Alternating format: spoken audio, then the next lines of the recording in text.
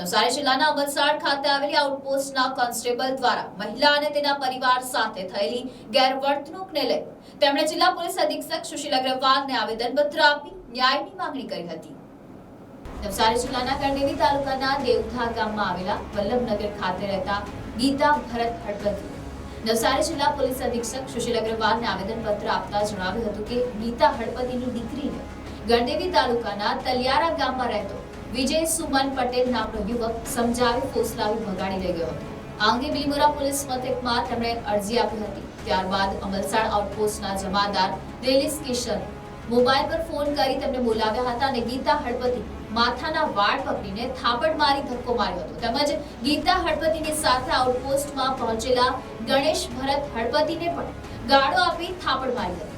અંતે તેમણે પોતાના આવેદનપત્રમાં જણાવ્યું હતું કે જમાદાર રેલિસ કિશન વિરુદ્ધ જરૂરી કાર્યવાહી કરી એમને ન્યાય મળે તે દિશામાં ન્યાયિક પગલાં અને અમને ન્યાય મળે તેવી કાર્યવાહી કરવામાં આવે। એ છોકરા છોકરી અમારા ગામના ભાગી ગયેલા હતા તો તેની ફરિયાદ બિલીમોરામાં લખાવેલી ને એ લોકોએ અમને ગણદેવી બોલાવેલા અમલસાડ બોલાવેલા। અમલસાડમાં બોલાવીને એમની છોકરી એમને મળી મારી કાકીની છોકરી જે ભાગી ગયેલી તે એમને મળી ત્યાં એમણે પૂછ્યું કે આવું કેમ કર્યું એમ કનેક તપલી મારી તો ત્યાંના જમાદાર સાહેબે કિશનભાઈએ એમને ઠાપટ મારી બાળ ખેંચીને ઠાપટ મારીને એમ કીધું કે આ બધું પોલીસ સ્ટેશનમાં નહીં ચાલે એમ કરીને તમારા હસબન્ડ ગણેશભાઈ એમ પૂછ્યું કે કાકીને કેમ તમે મારો છો તો ગણેશને પણ અંદર લઈ જઈને બે ચાર ઠાપટ મારી દીધી કે તમે કોણ છો અમને આવું બધું પૂછવાવાળા એમ કરીને